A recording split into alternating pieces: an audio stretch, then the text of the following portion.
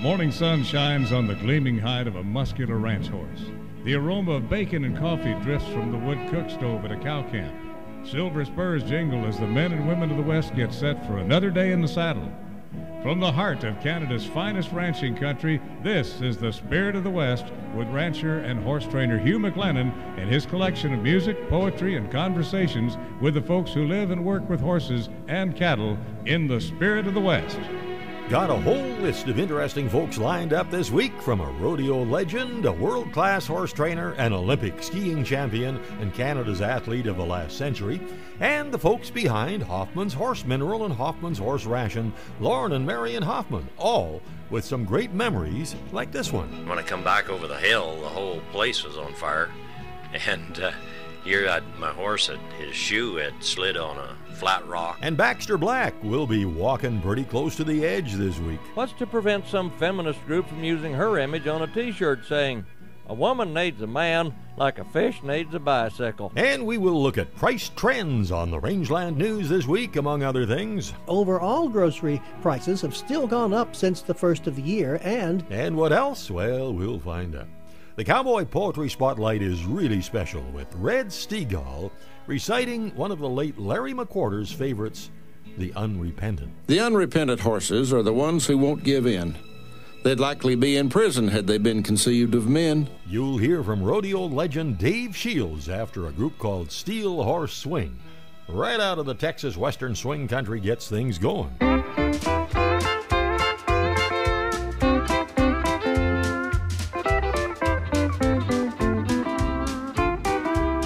They used to call it country and western.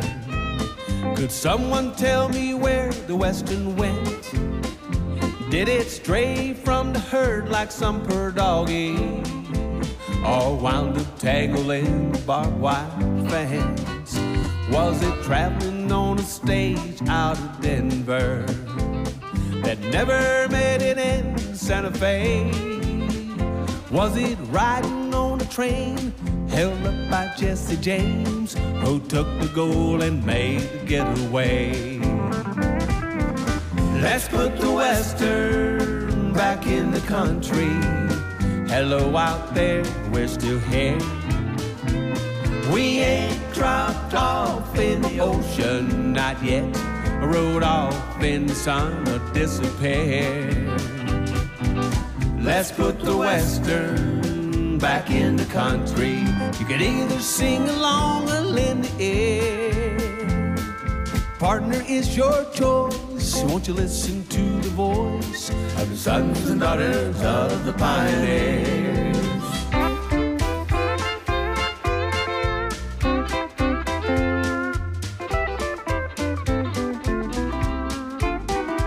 On the sunset side of the mountain, where waters all run the other way, coyotes howl in the moonlight.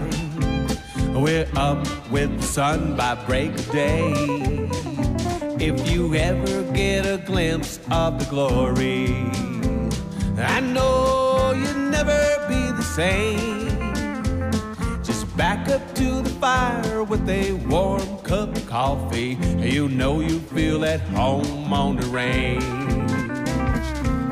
Let's put the western back in the country. Hello out there, we're still here. We ain't dropped off in the ocean, not yet. Rode off in the sun and disappeared. Let's put the western back in the country. You can either sing along or lend the ear. Partner is your choice. Won't you listen to the voice of the sons and daughters of the pioneers? Whoopee-tie-yi-yi-yi-yi-yi. Whoopee-tie-yi-yi-yi-yi. Whoopee-tie-yi-yi-yi-yi-yi. Whoopee-tie-yi-yi-yi-yi.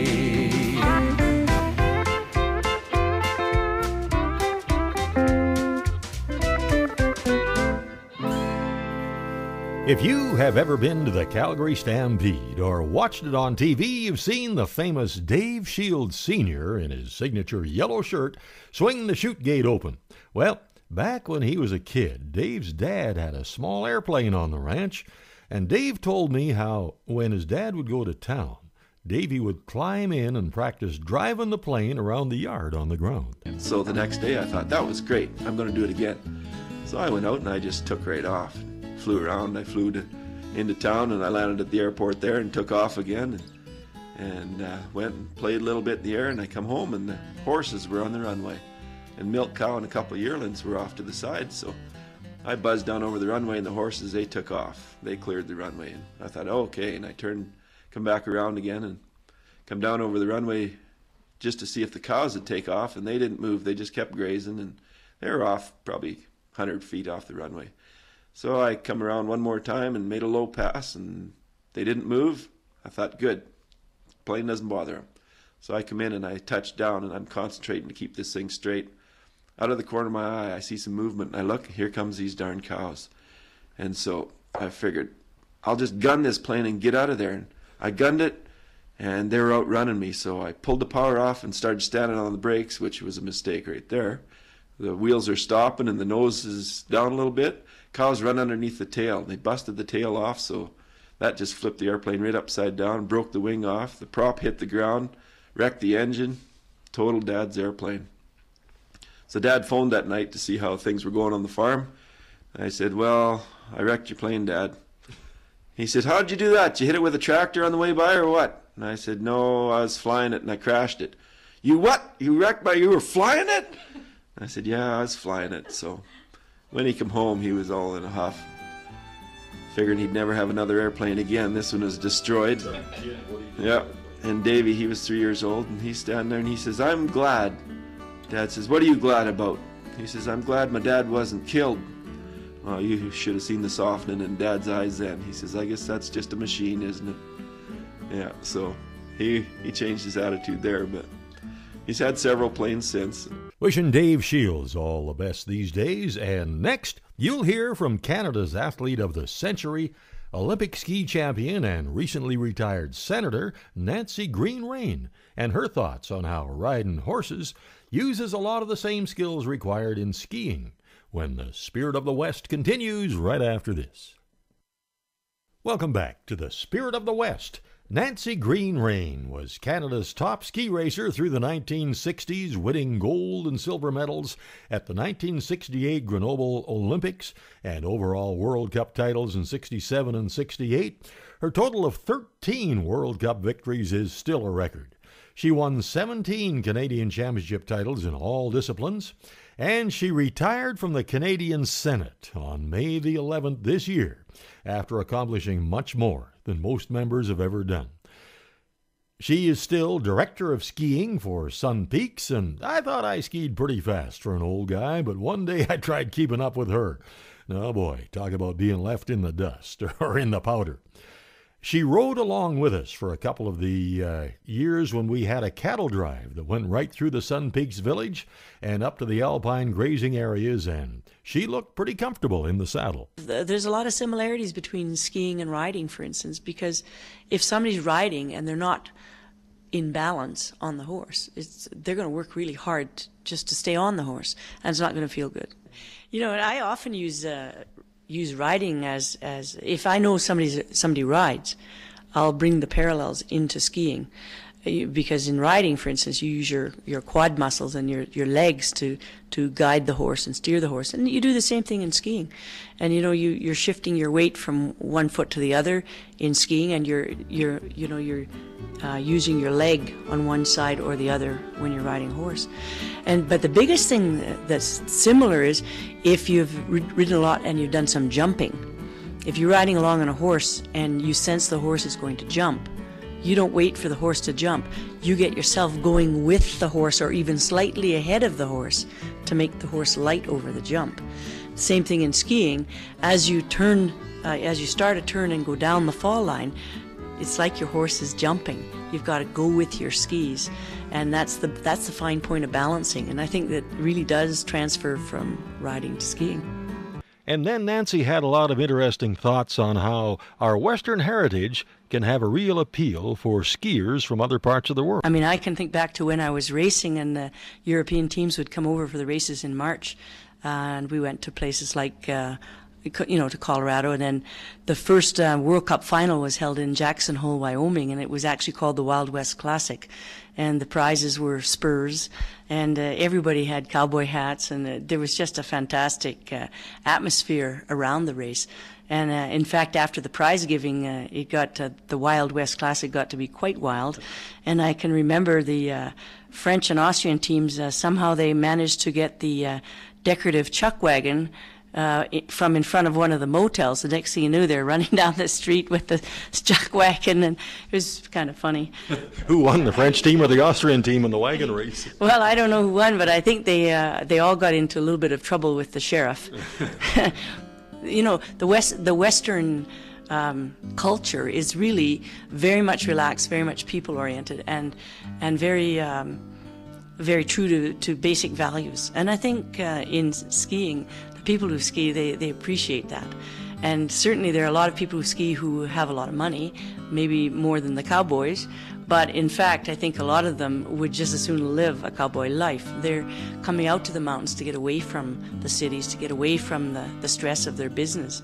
And the values and the hospitality that they find are really special. So yeah, I think it's a great part of skiing heritage in Western North America. Next, a world-class horse trainer describes what made a pretty aggressive horse decide to attack him in the round pen after a good song from Wyoming cowboy Dave Munzik.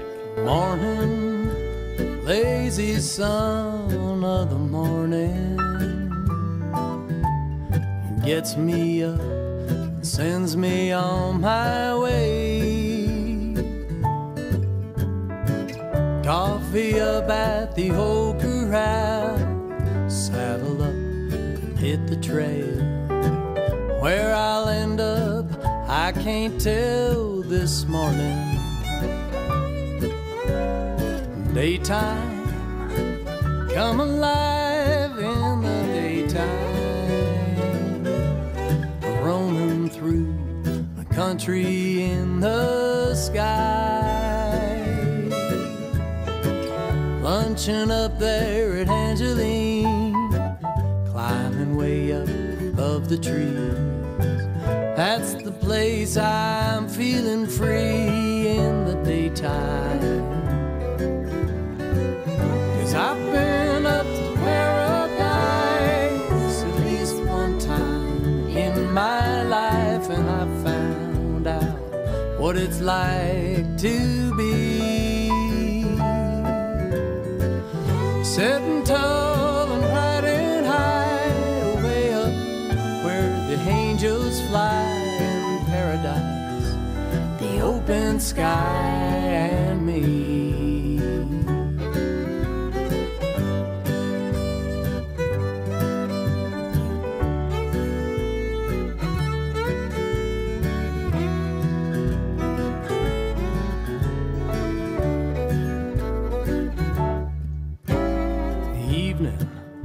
There's sure a song in the evening.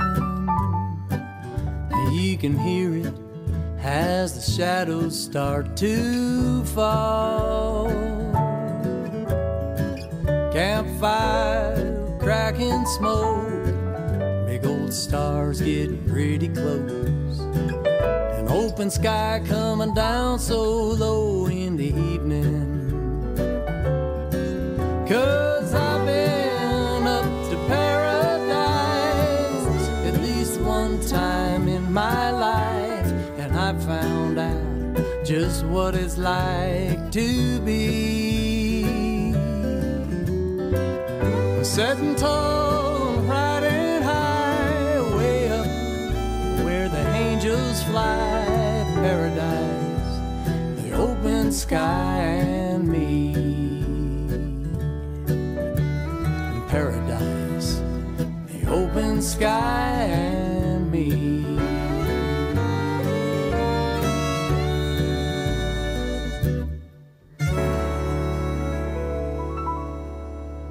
Chris Irwin is one of so many fine horsemen I've been lucky enough to get to know over the years, and I've always admired his great communication skills. When I asked about maybe one of the most challenging horses he'd ever encountered, here's how it went. I once had a horse, a Tennessee Walker stallion, who was very aggressive and would come at you in the round pen. And I was winning. And as I was working him in the round pen, it was kind of deep footing, I aggravated an old groin injury. And as soon as I did that, I just kind of twisted the wrong way and pulled my groin, and I started to limp. And as soon as I started to limp, and I was winning, he was starting to come around, he was starting to bend away and stretch and bow and lick and chew. All the signs were there that he was accepting that I was the pusher and he was the pushee. And as soon as he saw me limping, he came at me. So just like the predators read the prey and say, there's the weak one, there's the vulnerable one, we'll go for it.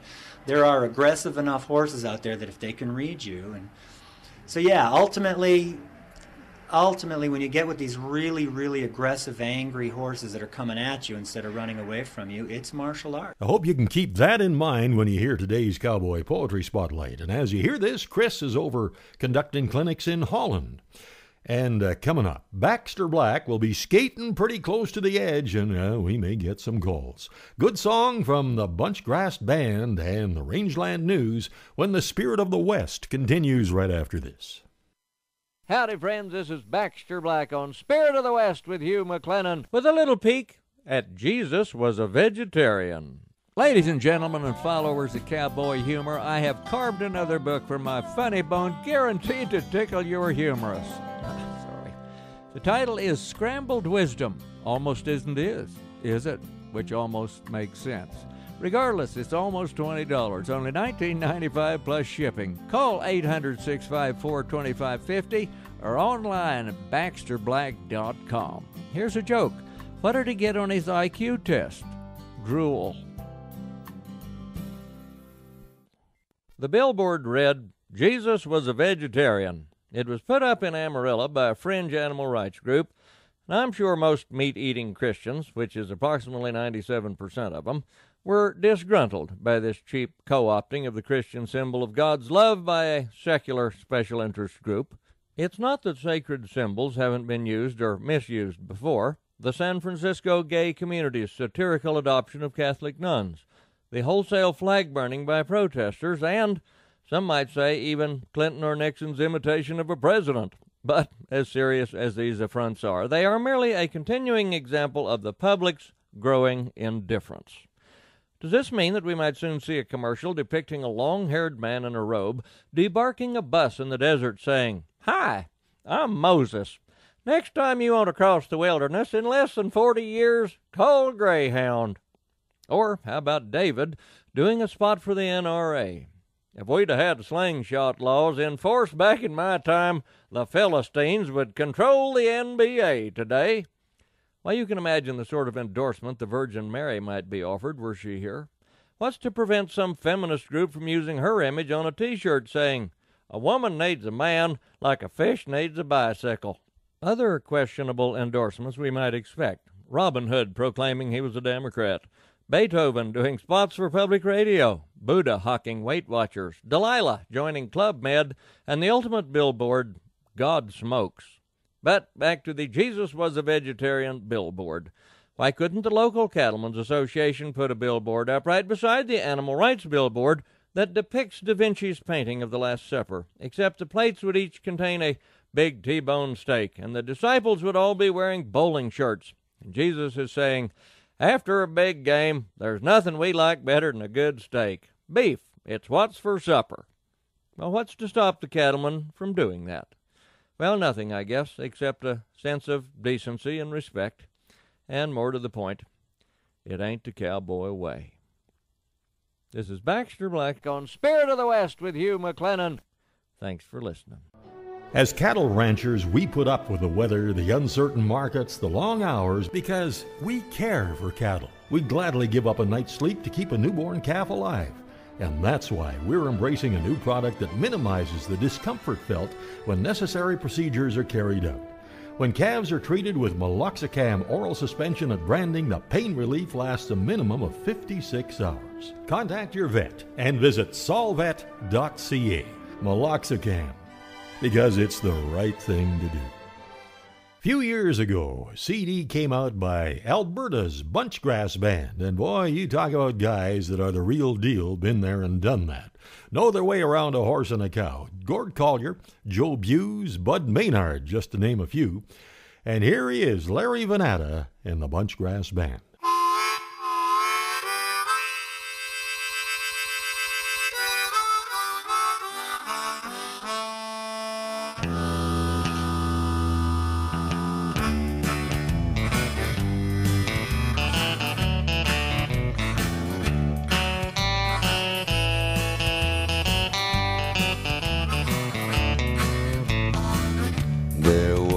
Time when a handshake was all you needed to stand forever with your fellow man. There was a time a hard day's work was an honest living, to work together in this great land. There is a time we need to look back on and remember those whose values made us strong. God-fearing, honest folk who just made a simple living. There was a time, there was a time, there was a time when man could make a living with this great land our forefathers came upon. There was a time we could look upon our freedom and honor those who fought and died for this land. There is a time we need to look back on and remember those whose values made us strong. God-fearing, honest folk who just made a simple living. There was a time, there was a time.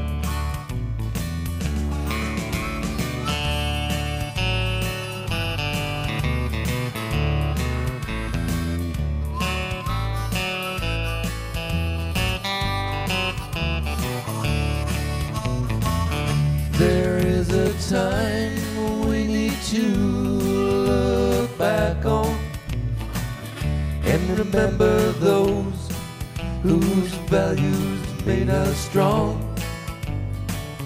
God-fearing, honest folk who just made a simple living. There was a time, there was a time, there was a time, God-fearing, honest folk in time. There was a time, there was a time.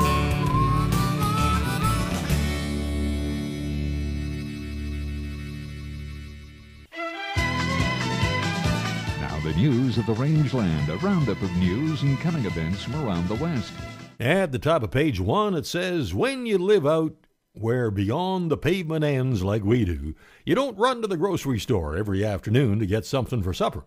We try to stock up every week or so, but man, when you add up the bill, it's sticker shock. Reporter Gary Crawford says, after several months of watching grocery store food prices inch up this year, finally a little break. We paid 0.4% less for our groceries overall in May than we did in April. Agriculture Department Food Price Analyst Anne-Marie Kuntz, this week's Consumer Price Index showing steady or declining prices for all the food categories except fresh fruits, fresh vegetables, and bakery and cereal products. That's just during May, but overall grocery prices have still gone up since the first of the year, and prices are actually up 0.4% so far this year. So that would be looking at the change in price from January to May. And Kuntz is forecasting that after historic declines in food prices in 2016 and 17, 2018 we may see average grocery store food prices increase perhaps 0.5% up to maybe 1.5%. Gary Crawford for the U.S. Department of Agriculture, Washington. Bayer has won approval in the United States for its planned takeover of Monsanto after agreeing to sell about U.S. $9 billion worth of assets. And that clears a major hurdle for the $62.5 billion deal that will create by far the largest seeds and pesticides maker. McCann Delarim, who heads the U.S. Justice Department's antitrust division, says the asset sales agreed to by Bayer were the largest divestiture ever required by the United States. And a Bayer spokesperson says the planned sale of business with 2.2 billion euros in sales to BASF, already agreed to address antitrust concerns mainly in Europe, were not materially different from the Department of Justice demands. And prices for Canadian bison are slowly gaining ground as the industry continues to try and expand its global footprint. While the United States remains Canada's largest export market for bison or buffalo, efforts have been made to increase access to Mexico, Europe, and some parts of Asia.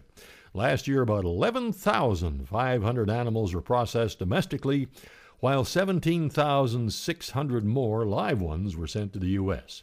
And prices for bison have jumped in the last few years. In 2011, the price for a pound of grade A bison, hot hanging weight, was around $4 Canadian, and that price stayed relatively the same until the latter portion of 2014 and 15 when bids rose to $5.30 Canadian, and now prices for bison are somewhere around $6 a pound. A recommendation from the British Columbia SPCA that horse-drawn carriages be banned from the streets of Victoria will be examined by Victoria City staff. The SPCA recommendation comes following a review of a video of two harnessed horses struggling to find their footing after they ended up lying on the pavement after the carriage they were pulling was bumped by a bus. And Canadian Pacific will spend more than $500 million Canadian dollars on new high-capacity grain hopper cars to serve CP grain shippers. The railroad's plan to revitalize its hopper car fleet will start with an order for 1,000 cars from National Steel Car of Hamilton, Ontario. And over the next 4 years, CP plans to order 5,900 hopper cars in total, which will enable the railroad to remove all low-capacity hoppers, including all Canadian government cars from the fleet. The new units feature a 3-pocket design that can be loaded and unloaded faster and more efficiently than the current fleet's old 4-pocket government cars. And additionally, the new hopper cars can handle more than 15% greater volume and 10% greater load weight than the cars that they're retiring. The new unit's shorter frame allows for more cars in a train of the same length. And thanks, George, longtime listener from the South, for that item. And the amazing Western Spirit Band is on the road again. We will be at the 42nd Annual Ivan Danes Country Music Picnic in August. Always enjoy this one. It goes August 9th to the 12th at the Danes Rodeo Ranch near Innisfail. And then Jim and Mike and I look forward to seeing you there. And then we'll be at the Old McDonald's Music Festival. That happens September the 7th and 8th at Old McDonald's Farm near Erskine, Alberta, and we'll be on stage the afternoon of September the 8th, not long after the Alberta Country Music Legends. And the only way you can get tickets for the Old McDonald's Festival is by calling this number, 403-742-6603. And the next regular cattle sale at the BC Livestock Co-op Kamloops Yards is Tuesday, June the 26th, and already listed 300 to 400 cows and some bulls from the Douglas Lake Cattle Company. For all the information, see bclivestock.bc.ca. Meanwhile, at the Innisfail Auction Market, longtime family-owned and operated by the Danes family, regular cattle sales every Wednesday, and you won't want to miss the big equipment and tool sale. That's Tuesday, June 26th. Get all the information at InnisfailAuctionMarket.com. Oh boy, now we're down to the final item. And you know, a lot of folks in southern Alberta remember listening to Dan Butler on the airwaves, one of the guys who really knows the country music business and was also part of the World Chuckwagon Race broadcast for many years. Now, Dan gets credit for this one that came out when Donald Trump was heading for Singapore in that historic meeting with South Korean dictator Kim Jong-un. And Dan says, now, wouldn't it be interesting if Trump and Kim Jong traded hairstylists? I'd like to see that. Thanks, Dan. And that's the Rangeland News.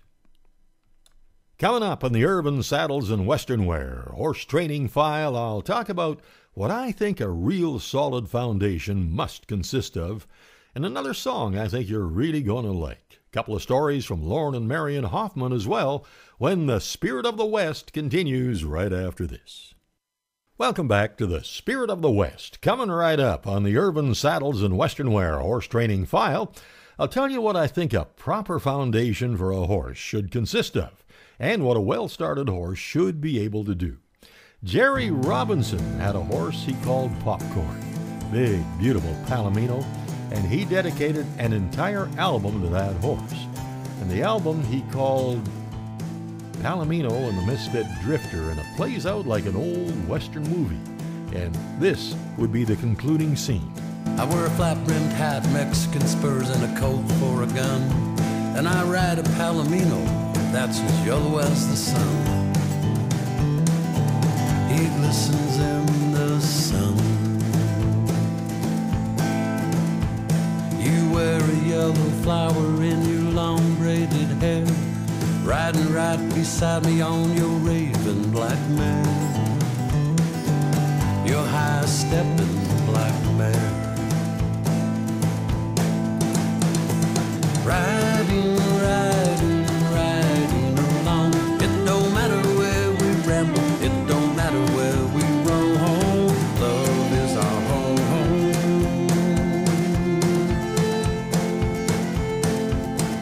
Love is our home. Two misfit drifters, now we are one. It don't matter where we ramble, 'cause we're always at home. We're always at home. Love is our home.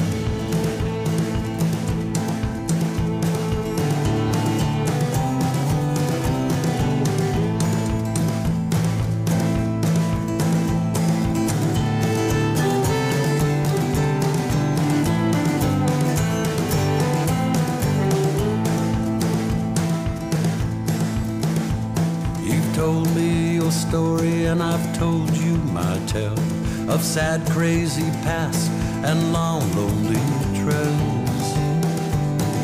Long, lonely trails. Lucky stars filled the night the moment that we met.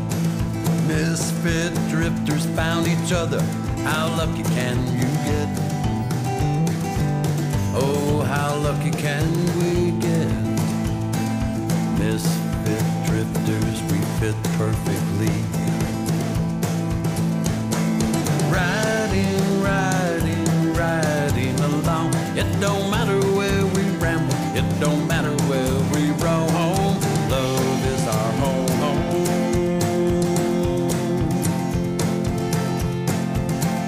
Love is our home. Two misfit drifters, and now we are one. It don't matter where we ramble, 'cause we're always at home. We're always at home. Love is our home. Misfit drifters, now we are one.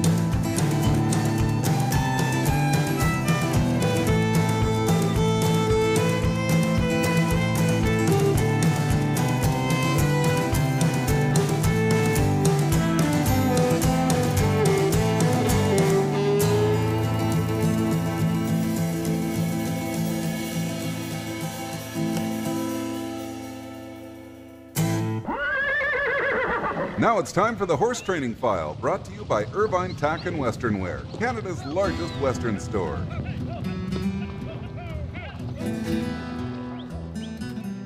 Springtime, it's a wonderful time. It's all about bumblebees, butterflies, and bullets. So suit up for rodeo season with urban tack and western wear. Boots and belts, jeans and shirts, hats and accessories. All the top names too. Priced right so you can celebrate the season with a whole new wardrobe. My friends at Irvin's will take good care of you. So stop by Canada's largest western store today. Exit 305 off Highway 2 by Crossfield.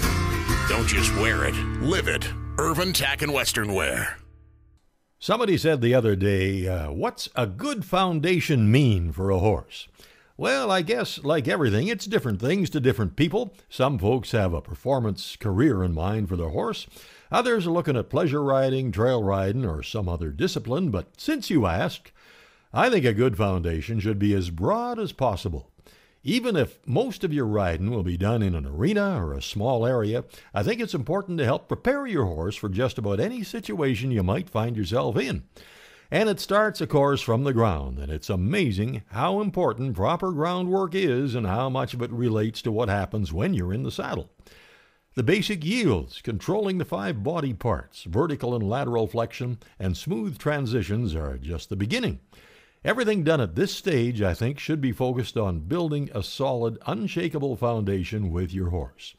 When he looks to you for leadership, comfort, and security instead of the environment and the other horses that you might be riding with, well, that connection is evident when you walk out the door with a halter in your hand, and as soon as your horse sees you, he comes right up to stick his head in the halter. It means when you're sitting in an arena or a small pasture with a group of other horses, and they all ride away, your horse doesn't even think about leaving with them. He's totally tuned into you. When you're out on the trail and a deer runs across in front of you, a bear shows up beside you, or a grouse flies up from underneath you, that doesn't mean he won't react. He darn well should. But it should only be a second or two before his mind comes right back to you. Now, to kind of sum up what a good foundation means, I'll use my friend Jonathan Field as an example. Some of the goals he sets for his own horses when he's starting them. Be able to ride bridleless and bareback under full control at any gait. Ride over jumps. Handle the rope and work cattle. And carry him safely all by himself miles from the ranch and come back a relaxed, happy horse. Now that's a solid foundation. Something else our horses really appreciate is that daily feeding of Hoffman's horse ration. And speaking of Hoffman's, the founders, Lauren and Marion, dropped by for a visit a while back, and I was able to capture a couple of stories while they were here. Went out, and it was on a Sunday afternoon, I believe. And we went out, there were some cows that had got out. And we went out and got the cows in, and we were coming back, and we saw another cow that was in a wrong pasture. So I tried to get her back in, and we made a sharp turn with my horse. And then we went on over a hill, and when I come back over the hill, the whole place was on fire. And my horse his shoe had slid on a flat rock with the grass, the mossy grass over top of the rock, and there was a big wind blowing, and everything took off. My gosh! So the spark from the shoe, is all it took to start that. That's all it took. Wow. And you were saying if you'd been a smoker, you might have had I'd have been in trouble. Yeah, they wouldn't have believed me. Marion, you must have some more memories too. Yes, when we were on the lease, whatever day was the designated day to come into the lease or to leave the lease, it didn't matter what the weather was. The chore went on, and the men went out on the morning that they were supposed to gather.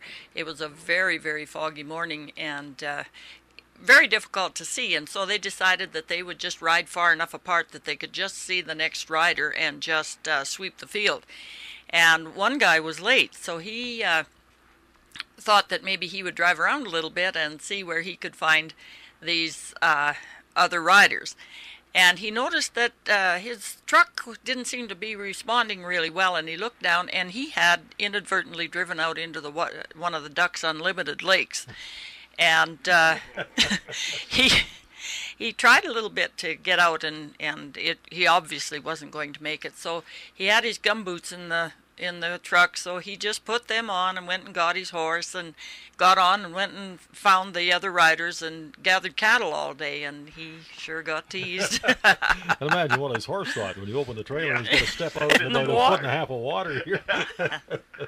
Now, Lauren and Marion are like so many ranching and cowboying couples we know. They've been together a long time. The respect and the affection they have for each other still shows through, and their memories of their courting days. And another time we just went out to the lean-to in the barn and practiced a little roping.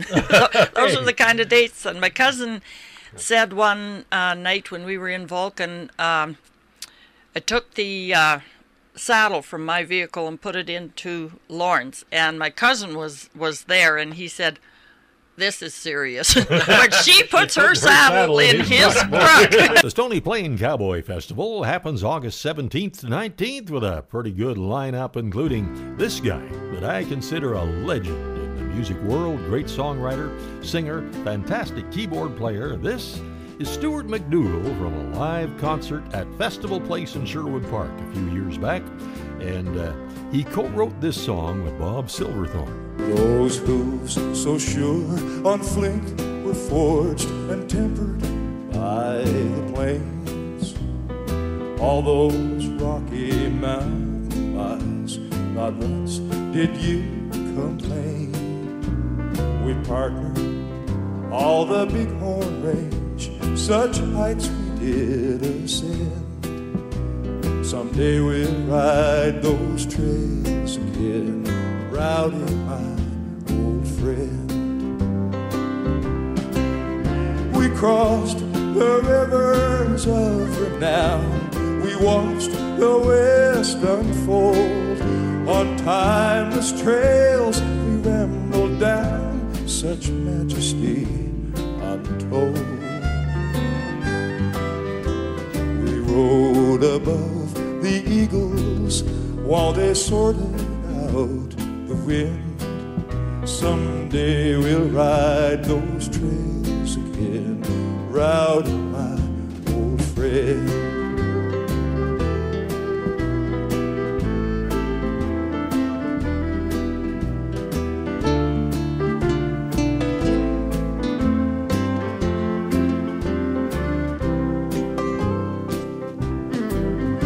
That spotted, happy blanket and that proud red roan head, as vivid in my memory as the arching of your neck. And I still hear your muted bell in meadows where you fed. Someday we'll ride those trails again, Rowdy, my old friend.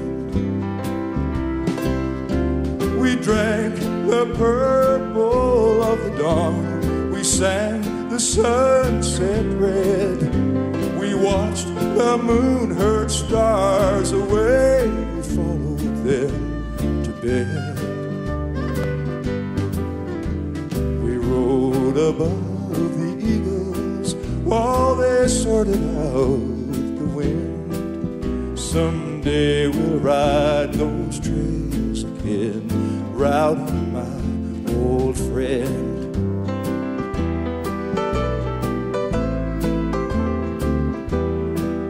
Someday we'll ride those trails again, Rowdy, my old friend.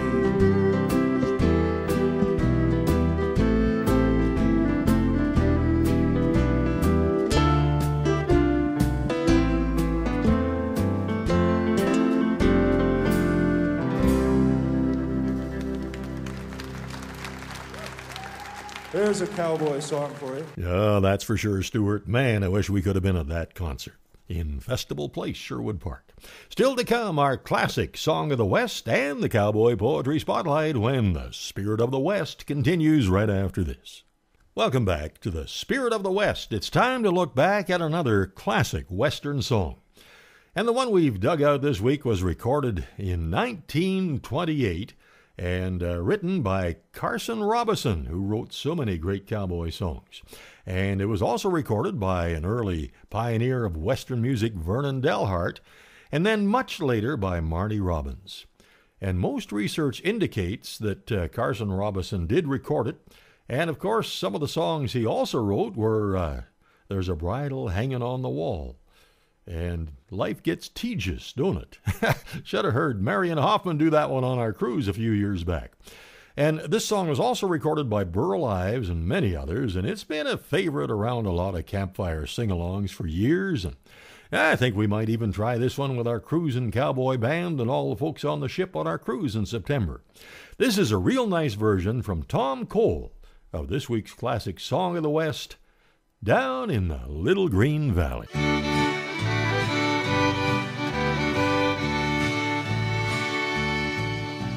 I can see a candlelight down in the little green valley, where those morning glories climb around my door.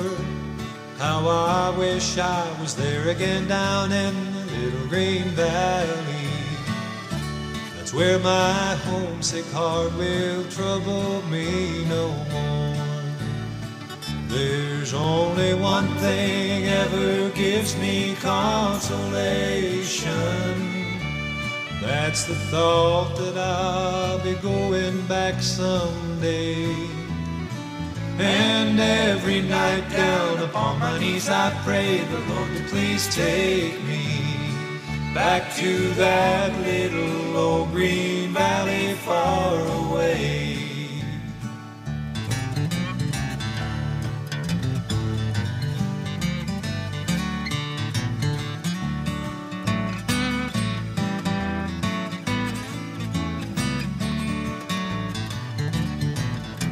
I can hear a mockingbird down in the little green valley. You know it's singing out a welcome just for me. Someone waits by the garden gate down in the little green valley. When I get back again, how happy she will be. And by a little babbling brook once more we'll wander. In its shady nook we're gonna dream the hours away. And so we'll go where I know if I go where I'll know there'll be sunshine. Back to that little old green valley far away.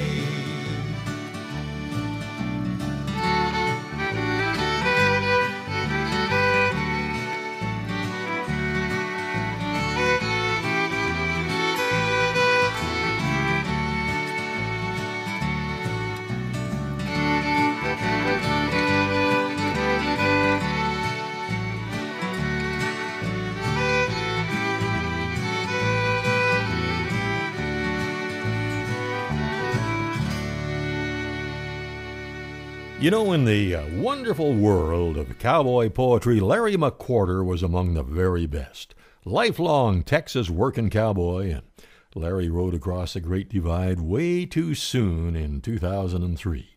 And here's Red Stegall to introduce and recite one of Larry McWhorter's masterpieces. Larry wrote in front of his poem, The Unrepentant, these words: "There's a tendency today to place a halo on the head of each and every horse, much as Dr. Spock did with children.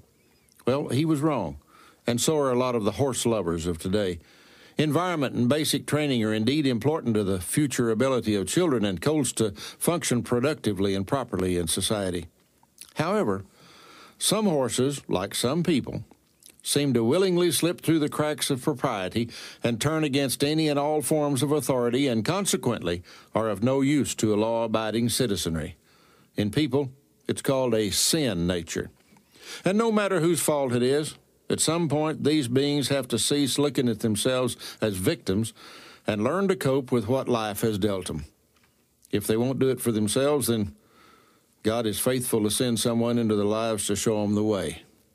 When that happens, they have two choices: cooperate repentantly, or otherwise, or fight until they're cast out of society. And I don't care what anyone says. Some horses are just born bad and will never give up unless, like us, they meet a Savior. And this is the poem that Larry wrote called The Unrepentant. The unrepentant horses are the ones who won't give in. They'd likely be in prison had they been conceived of men.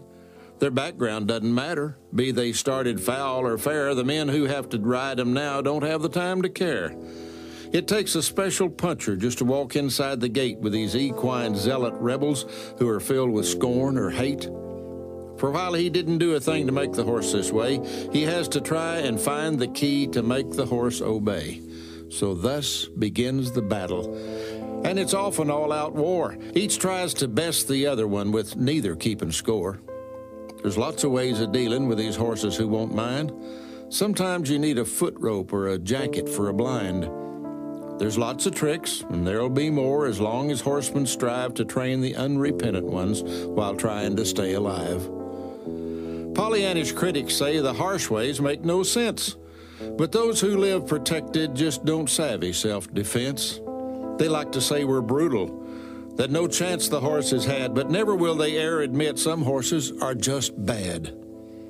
That some don't want to get along. They live to be embattled, fighting from the moment caught until they're last unsaddled. But sometimes, good or lucky, horse and man will strike a deal where they can work together until each attains a feel for what the other's thinking, while respect is shown to rights they have to give each other so's to stay away from fights. While God gave man dominion o'er the creatures of the earth, these horses don't believe him, and they haven't since their birth. They're unrepentant pagans without kindness or regret. They won't accept your carrots, and they'll never be your pet. But they'll show you what you're made of, and they'll sure teach you respect. They'll hurt you if you falter with some trick you don't expect.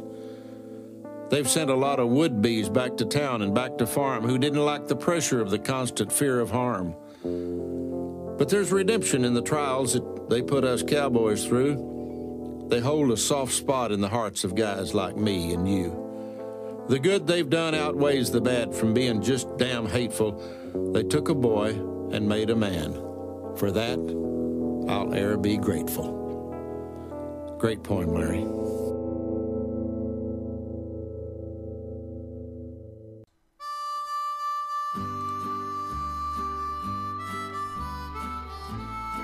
Thanks so much for riding along this week, and I sure hope you can join us here next week at the same time. And thanks again to our great support crew, Mark and Kathy McMillan. And you know, if you're looking for tractor parts, any make or any year, see Mark's page, bctractorparts.com. The latest issue of Canadian Cowboy Country magazine is now out. You can pick it up at your favorite newsstand or just go to cowboycountrymagazine.com to subscribe. Oh yeah, our 17th annual Spirit of the West cruise down the beautiful St. Lawrence River through the Maritimes and the coast of New England in mid-September when all the hardwood colors will be out. Well, that's getting pretty close. And we have a terrific cruising cowboy band on board, and we might still have room for you. To find out, just call the toll-free number 1-800-530-0131. Till next week, I'm Hugh McLennan. Hope to see you down the trail somewhere real soon.